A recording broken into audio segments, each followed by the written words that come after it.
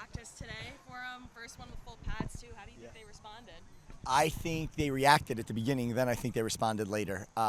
You saw it out here. What a beautiful facility, obviously, as we all know. But it was hot today. It was humid. It was hot. The air wasn't moving at all. And this is just a little bit slower playing on this surface. And you can't hear yourself as well either. So you got to kind of bring your own juice. And what we usually would do on the field is there's just a lot of noise in there. There's just a lot that we're able to pump in there, and you're close and on top of each other. Here it's pretty spread out. So it was really just one of those elements that you're playing like an away game, and you're trying to figure out how do I find it at that moment when maybe I don't have it right at the beginning. So what a great lesson for all of us, and I thought they did a good job in their response in the end.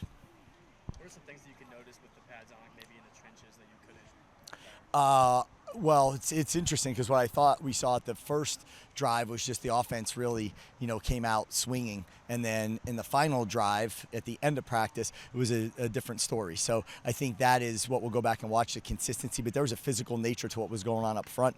And I think there's just some not good knockback. I think that's what you're looking for is there one side that has a huge advantage over the other when you get down there. And I thought it was pretty even as we ran. The running backs did a good job, though, finding some creases, getting their pads down and carrying themselves and the ball into the end zone. I think practice a little more fluid today with more space, like being out here, or is it just adjusted to a different environment? Yeah, just a different environment. I think we had a 15-minute indie block at one point, which we don't ever do, but we took off the helmets and we just had a lot of space to work and a lot of room to work, and that was good. You've talked a lot about how the linebackers have been impressive on this defense, and today you hear Trent Hendrick multiple times in camp now that he's had a vocal presence among stretches. Can you speak about him, his development, and the whole linebacker room?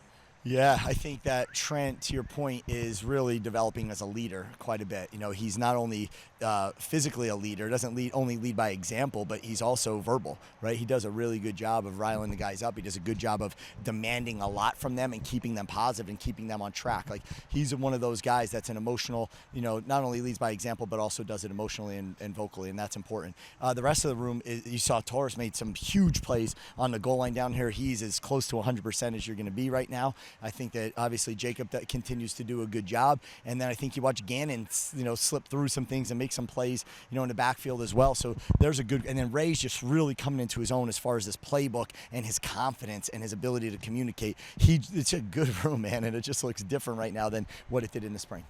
And you've had a lot of young defensive backs that have come in through both recruiting, and now you have some older ones through the transfer portal. How do you think the older defensive backs have helped these younger guys with experience and kind of learning from their mistakes? Yeah, well, exactly that is that experience is the name that we give to our mistakes, right? So if we're saying you're experienced in this, profession, it means that somewhere along the line you made a lot of mistakes. You stayed in it long enough. Those mistakes didn't crush you. You stayed in it long enough, and eventually that's your experience. You learn from your failures more than you do from your wins. And I think when these guys have a chance to talk about their personal failures, whether it was a practice or cost their team, whatever team they might have been on before a game, I think those are lessons that are learned just a little bit easier than a coach just telling them that in a meeting.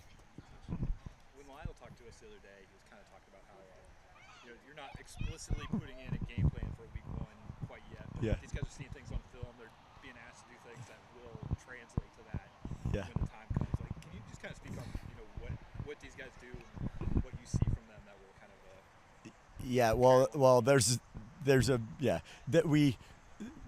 a good element of us that's starting to prepare for that as well, right? And we are doing some walkthroughs and some other things in there, and then we're even finding the plays that our offense is doing to mimic the first 3 weeks. Without our guys knowing, we have to begin to get those wheels spinning, and I think our coordinators are doing an awesome job of preparing and just putting them in position where it's not the first time they see it is not going to be Sunday of the week when we're going down to Charlotte.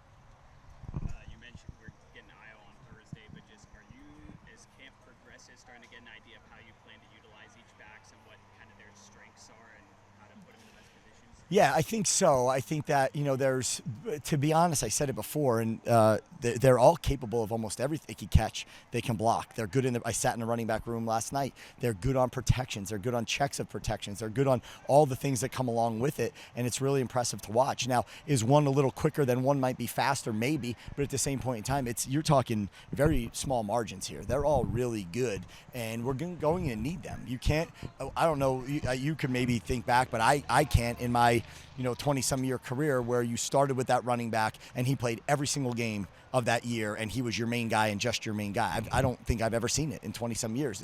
He's going to be out for a week or he's going to be nicked up a little bit. It's just the nature of that position when you run through the defensive line and the linebackers. And then, like I said before, until you get to your safety and DB-like bodies that are like you, the 210, 220-pound bodies back there, you're running through 250s, 280s, 300s on your way there. So I think that there's a lot of wear and tear, so we need all of them. And they're all, proving that they could do almost everything. Kind of like leading into my next question, but just how big will that be just to kind of keeping everybody as fresh as possible? That's it. Well, that's the name of the game, right? That's the name of the game.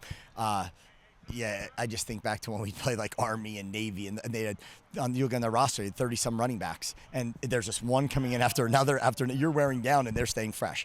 That's the objective of that room. I might have kind of just answered this question, but would you want to be more structured and have certain guys in packages, or is it just feeding the hot hand? I think right now it's just going to be feeding the hot. They all have to do it all. They all have to be versatile, and they all have to do it all. But we got to start by feeding the hot hand initially, week to week. But what does that mean?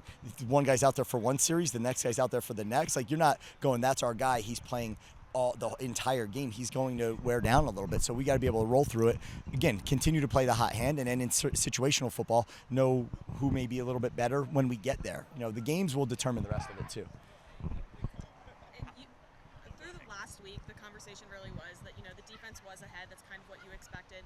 But then starting this week, the offense was going to close that gap. How have you seen them start to work on that and chip away and get? Yeah, just that. Just go through the scoreboard. It was 3-11 the other day with the defense in the lead, right? Then last night it was 8-11, and when we get through today, it's probably going to be like 12-12 or something, right? So that's just it. They did exactly that. They closed the gap because they started understanding it more. The intent of the play. How quickly does the ball have to get out? What exact angles am I taking on some of the run blocking plays we're running, right? So those are the things that, where does the running back insert exactly? How tight to this double? Those things are all things that take a minute. You're not going to do it in the first time you run the play. So now that they're running this play the second, third, fourth times, of days and consecutive days, I think you're starting to see things pop just a little bit differently.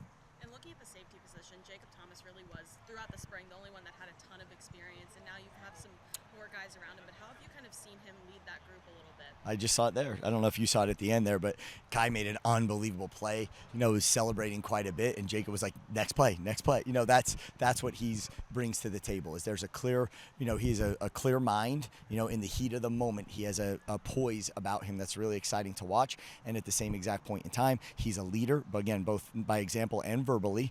And at the all said and done, he responds over and over again. He doesn't just react. He doesn't impulsively react. He responds, and that's exciting to see.